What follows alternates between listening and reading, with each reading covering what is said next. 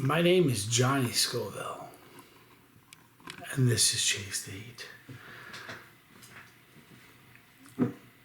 Didn't sleep so good last night. It happens. You know what it is? It's because of the writing again. I'm back to it. I took 2 weeks off, which was very, very helpful. Funny story to tell you. What do Bro Taco Foods and Harvest 912 have in common? Only 2 bottles of sauce that I've dropped and broken. One was the first bottle of sauce I ever got from Harvest 912. First time ever. First interaction with it. Isn't that terrible? I have a hair on my microphone. And then Bro Taco. They had 3 really amazing looking sauces, and the one that I was the most excited about was the Serrano avocado. Now here's the problem. I'm staying at, I'm housemates now with my business partner, David Foy. It's like a fraternity house. We're having fun. However, there is only one spot in his home where there's not carpet. And that's where I dropped the bottle of sauce. So the one that I was most eager to try, I broke, which was tragic. It really was. But Sean is a very, very nice guy. He's going to get another bottle out to me. My apologies, Sean. Check this out. This is Bro Taco Foods Pineapple Habanero. And I think that... Is that your thumbnail, people? Or am I going to manufacture? You know what we could do? We could make a thumbnail right now. Let's do a thumbnail with my phone instead because it's easier to put together.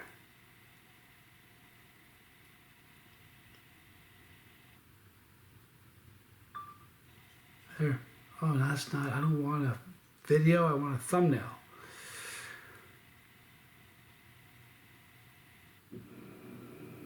So I couldn't sleep last night, so I played guitar for hours. I got blisters on my fingers. I don't really because they're used to it, but very cool looking sauce. Their logo. This means hello, goodbye, let me change your oil, how you doing today? In Hawaii, apparently means everything. I jest. People take me so seriously. All right, so I want to read this now. I'm really excited to try it. It's pineapple, habanero peppers, distilled white vinegar, lime, cilantro, and salt. Fairly simplistic ingredients. Proudly made from locally sourced, all natural ingredients made in the USA. I love that. My boots are made in the USA. All right, now I'm going to read this to you. Bro Taco is a celebration of pure Americana adventurism through food, paying homage to the golden age of motorcycle racing, skateboarding, and surfing. We dedicate our lives to keeping the vintage vibes alive. We work hard and play even harder, ensuring that we give it all in everything we do. It is our goal to deliver quality products, recipes, living up every day with family and friends. I haven't tasted it yet. The only criticism I would give, and here's the thing, I can almost not, it's almost impossible for me to do the video and not mention this. The writing on the label is white, and I'm zooming in with my phone. Even with a picture, it's almost difficult to read. So I'd probably go with a different color for that font. But that's just me. Anyway, let me read the other one to you.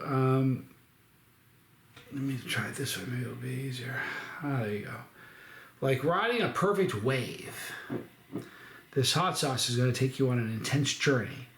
Starting off with a sweet taste of pineapple that cascades into a fiery burn of habanero, made for extreme versatility.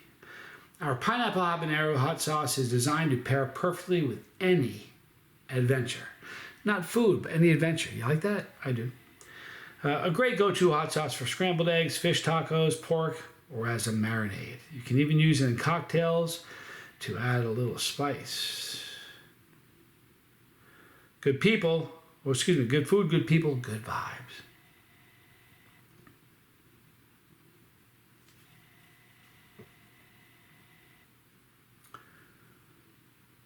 All right, now the whole golden age of motorcycle, skateboarding, and surfing. I'm scared to death of motorcycles. My best friend was killed on a motorcycle that I bought him, and I still wrestle with that one. So I love them. Don't get me wrong, I love them. Scared to death of them. I know me. If I had a motorcycle, I wouldn't be here. I went 110 on a Ninja in third gear once. I think it was third gear. I parked it, never sat. I haven't sat on a bike since. Now, skateboarding, forget about it. I've told this before, but when I was a kid, the town that we lived in, my dad bought a great home. And it was the only hill in the entire, this is a bizarre thing to even tell people. It was the only hill in the entire town that was paved. I lived in the sticks, all right? So we had paved roads, and I mean in the springtime, me and my buddies, Mitch and Billy, we used to shovel snow off the road so we could go skateboarding. We used to do catamaraning and stupid stuff, made ramps, went in pools, and you know something? A helmet. It's probably why I forget stuff, because I've had 1,000 concussions. But elbow pads, knee pads, what? I don't even think they had them. It wasn't like it was an option we blew off. I swear to you, I don't even know if they had them back then. I'm old, okay? But I was into skateboarding. I'm telling you, this is important stuff, so I'm telling it to you. It's not going to be in the book, so I may as well share it here. One day, and I was a skateboard nut. And I mean, I was a skateboard nut when Tony Alva and Russ Howell and Stacy Peralta. There was a bunch of, I mean, these are old timers. Most people it's sailing over their head. They have no idea what I'm talking about. But it was a really, one day, and I swear to you, I'm telling you the truth. I have witnesses.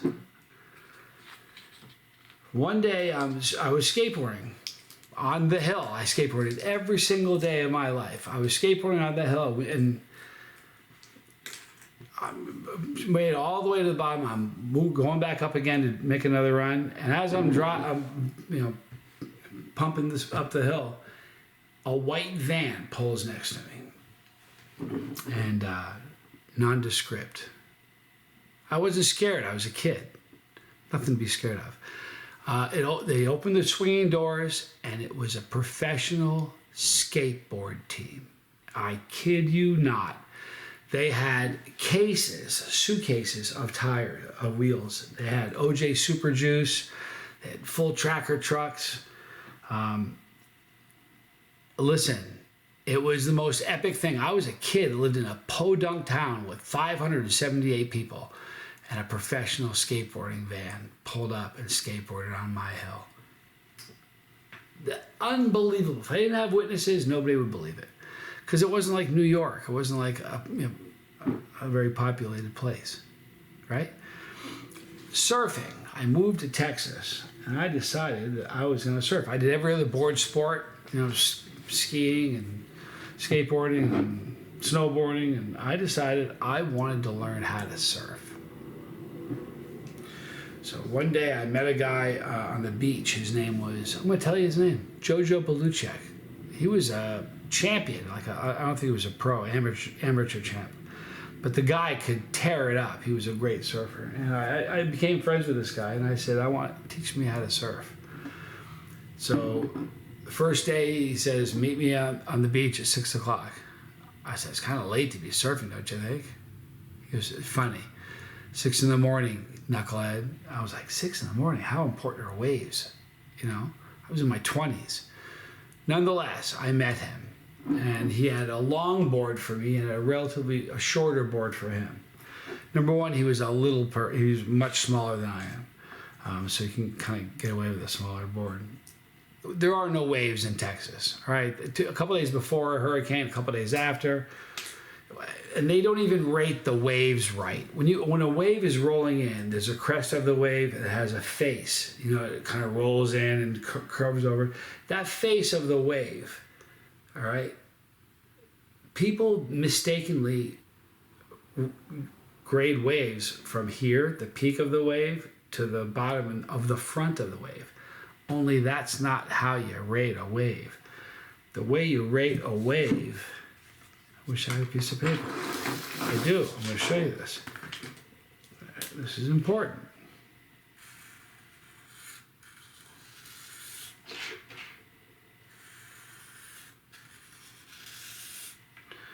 Okay, this is essentially the same wave. It's rolling in. Here's the peak of it. Here's the face of it, right? Well, the waves are so small. Let me reverse it. Here's how the world rates waves.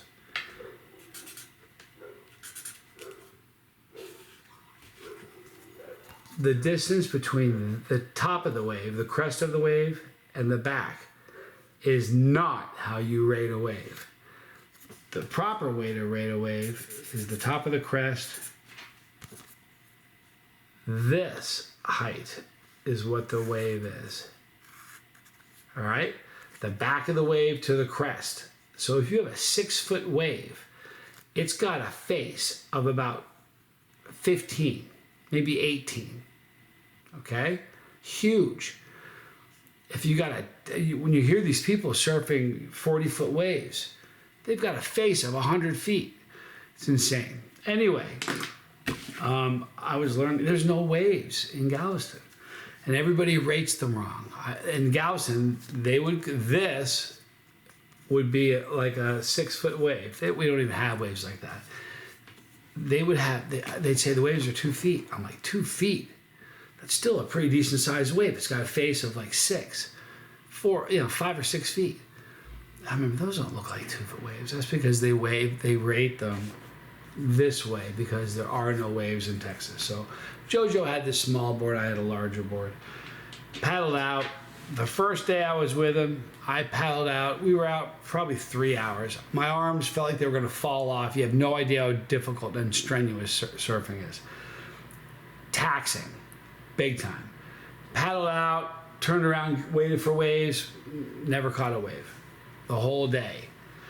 So I went home. Actually, I went to work. I had a boat business I owned. The next day, I said, I'm gonna surf.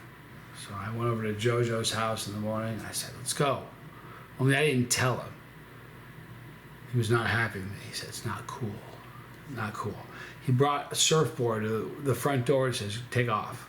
Do it. He was mad at me. His sleep was important on that day, apparently. It wasn't on the day we had to get up at 6 o'clock, though. Anyway, so I took this board by my onesie, and this is I'm telling you a true story. This is a weird story. Not sure if it's kid worthy. You may have to make this PG, but it's a true story. Went out the second day. As I'm going down the beach, I take my shirt off, got my trunks on, my shorts on. I'm going down the beach to the water. I got the surfboard under my arm. The leash is all ready around my ankle. I feel like a surfer. I feel cool, even though I haven't caught a wave yet in my life. As I'm walking down now, you gotta know it's early in the morning. Early in the morning. Sun's up, but it's really early. There's very few people on the beach. As I'm walking out, I see a woman on the beach and two men standing around her with their pants, their shorts down around their ankles, and they are relieving themselves on her. I was shocked. I turned around, I was like, what in the world? And they said, dude, come here, quick, we need your help. This is a true story. I'm like, they said, get over here. And I went over there, and this woman, I say girl, I get in trouble. This woman had been stung by jellyfish. And I didn't know this, but rumor has it, and it's not accurate, by the way, that urine will remove the sting of jellyfish. That's what they claim. So they said, come on, help, we need your help. I didn't know what to do. So they looked at me, they're like, come on. Look, she's not going to die from a jellyfish sting. But they were acting like she was going to. I didn't know what to do. So I dropped the surfboard. I dropped my shorts. and stood there looking at her. And I got stage fright. I couldn't go. So I stood there for a minute. I went, stage fright, sorry. Pulled my shorts up and then went surfing. True story. Adolph's meat tenderizer. If you're ever in the ocean and you get stung by a jellyfish, don't do the first thing I told you. It doesn't work. You want Adolph meat tenderizer. In fact, every lifeguard stand on Jones Beach, every lifeguard stand pretty much that I've ever gone to will have a bottle of Adolph's meat tenderizer. Something about it just kills the sting. Anyway, so I've been a surfer. I've been the skateboarder. Just haven't really been the motorcycle guy.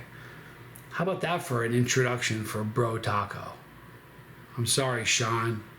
You know what it is? I didn't sleep a wink last night, and I'm going to be off today. I'll probably write some pretty interesting stuff, though. All right. I already read the ingredients to you. It's pretty exciting. One more time. Pineapple, habanero peppers, distilled white vinegar, lime, cilantro, and salt.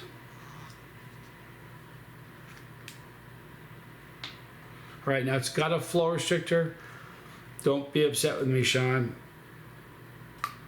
Me and flow restrictors. We do this. We bump heads. And the funny thing is I always win. Unless it's a glass bottle, because I can't win that one. That flow restrictor staying in there, like a Tabasco or something. Very pineapple-y. Pineapple is a weird aroma. It's a great taste, but it's not a strong, vibrant aroma.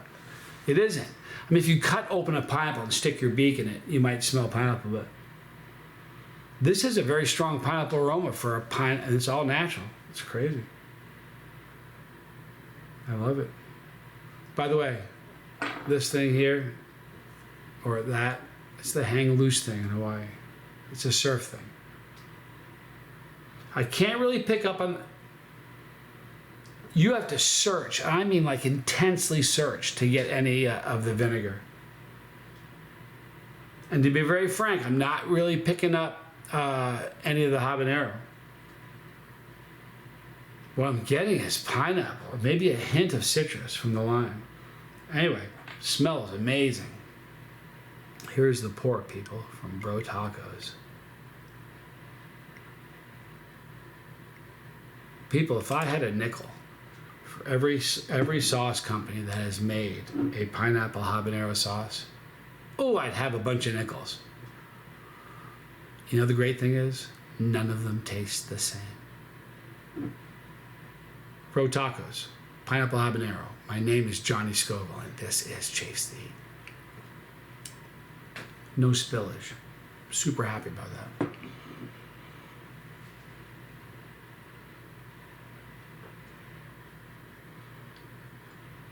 Super texture.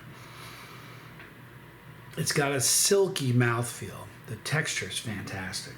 The cilantro is perfect. The lime is critical. I'm not picking up any salt, so it's not overly salted, which is perfect. Great pineapple flavor. But here, the winner, the standout, the all-star of the lineup of ingredients is the habanero. I've got to tell you. For a habanero sauce, this is a very hot sauce. For habanero, it's very hot. I'm being honest with you. Great texture, though. Here's the thing about habanero in sauces. It's one of the reasons I'm really excited about this one. It's got a bright, crisp, vibrant flavor. Now, let's see a show of hands.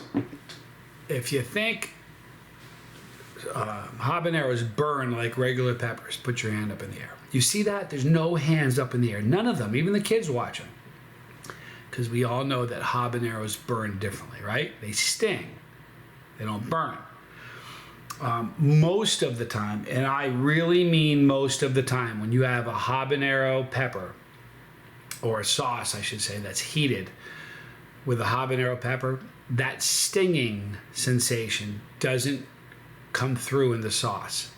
Something happens in this with different ingredients, and what ends up happening is you don't get that sting. It's certainly, you get warmth to it. There's no doubt about that. It ends up being almost as hot as like a Scotch bonnet, because Scotch bonnets don't really sting like a habanero do, even though they're related. I love habanero sauces. I had one very recently. I can't remember what it was, but I had one very recently that absolutely stung. That mouth sting, like you're getting a tattoo on your tongue. That'd be an interesting place to get a tattoo, right? A pepper in my tongue. At any rate, this sauce stings. And I love it when I have a product where I can taste the pepper, and I'm not getting a blend, so I can't really, pick out any pepper. I mean, I don't mind blended pepper sauces, but I kind of like being able to go, wow, I taste that ghost or whatever. I can taste the habanero, but the best thing is it stings like one. This is a fantastic sauce. I will tell you what, this is a lot hotter than most habanero sauces. It is. This is a warm sauce. It's funny, there are sauces that are reported to be a couple million that are only around 60,000. I'm not naming names. This would almost give you the run for the money. You can make a sauce that hot with habanero. For a habanero sauce, this is spicy, but super flavorful. I like the whole motorcycle. I'm big into dirt bikes. Dirt bikes are fun. With dirt bikes, see, here's the thing. If I get on a road bike, I'm going to die. I'm going to crash into something going really, really fast. If you're on a road bike, you're going to fall off. It's part of the gig. It comes with the sport. So I didn't mind off-road stuff. I'm just too old now to do it. But I'll tell you what, the whole surfing and skateboarding thing, you got me. You got me. Very, very cool sauce. So Sean is sending me another bottle of the one I dropped. I apologize. Butterfingers. But here's on the bright side, if you think about this, I've done thousands of sauce reviews. Maybe not thousands, over 1,000 for sure. And I've only done it twice. So unfortunately, both times, Harvest was very kind and sent me another one. Sean is being very cool and sending me another one as well. So I will take the L for the broken bottle.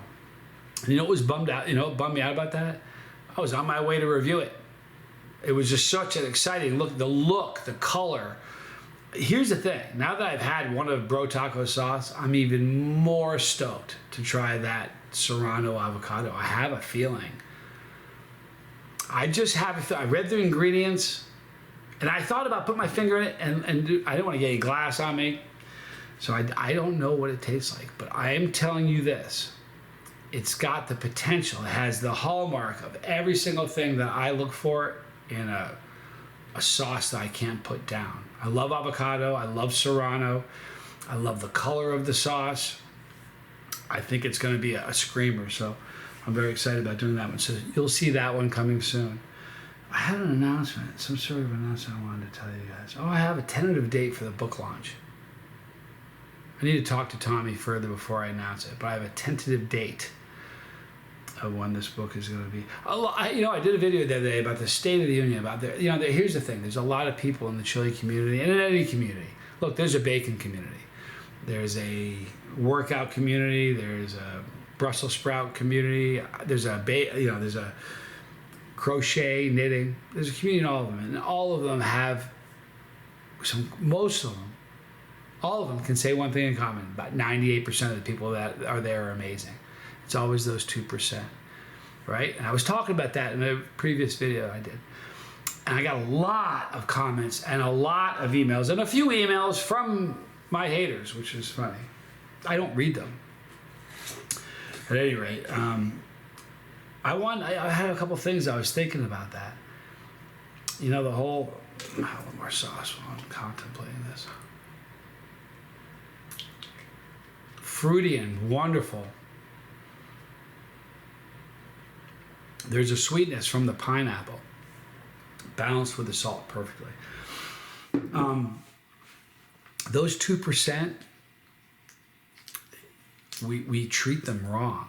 We should love them and pray for them. I mean it, because they're troubled people. They are.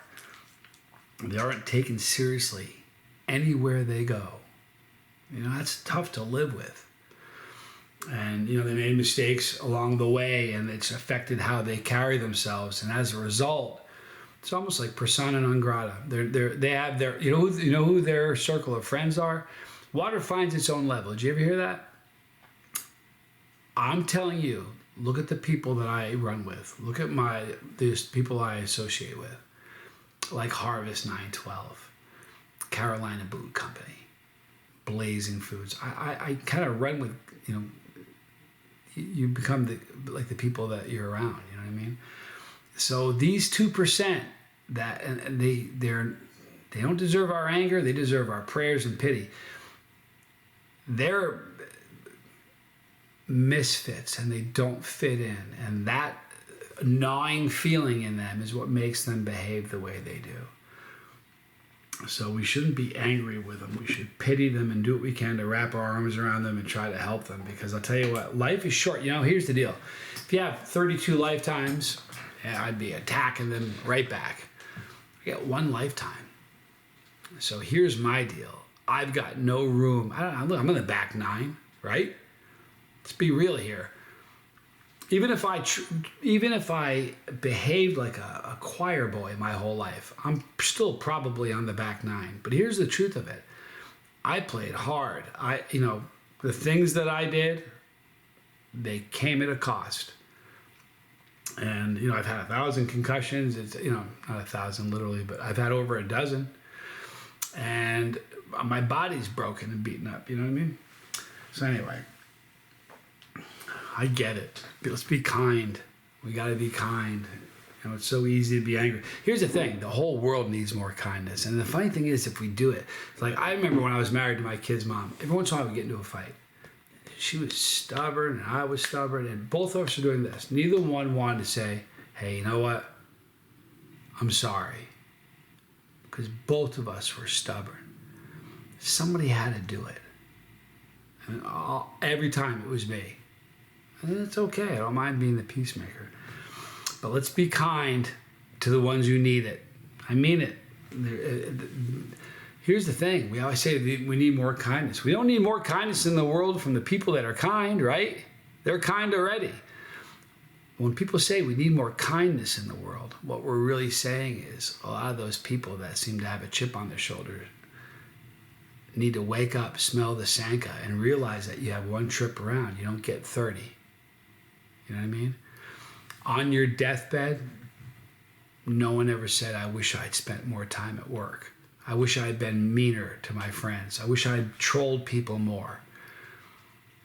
Nobody says that. You know what they say? They say, I'm sorry. Forgive me. Don't be mad at me. That's the sort of stuff that people do on their deathbed. Plan accordingly. I love you guys. Sorry for the deep introspective video here. It's the lack of sleep. I mean that earnestly. This is pineapple habanero sauce from Bro Tacos. You want it. This is a sauce you want. So there'll be a link in the description box. Please tell Sean I sent you. He's a good guy, and he makes great sauces. I can't wait for the avocado. And by the way, oh, you know what? I left the other one in there too. The other one's got a great flavor profile also. So anyway, more videos coming soon. This will probably be the last upload today. I might do a short, but I'm writing today. I got a lot of work to do. In the description box, Bro Tacos. Do me a favor, please. Get some of his sauce. And I'm telling you, that Serrano avocado is going to be a banger. I can just tell you by looking at it. So get one. You'll see him in the description box. Right here on the bottom, you're going to see my son, Johnny Scoville Jr. and the Lifeboat. The Lifeboat is a spectacular channel where people are getting helped. All right? If you have something, trauma, you got issues you want to put in the rear view mirror, that is the channel to land on. Please go check out the Lifeboat. I watch it every day. And up on top, you're going to see all the challenges I've done since this channel began. And you're going to see Pepperology, which is a series of videos designed for brand new chili heads that are excited. Like, I want to eat some hot stuff. I want to do what he does. He makes it look like it tastes good. I want to try that. those chocolate pods. And check out Pepperology. It'll help you a lot. Thank you for hanging out with me today. My name is Johnny Scoville, and this was Chase the Heat.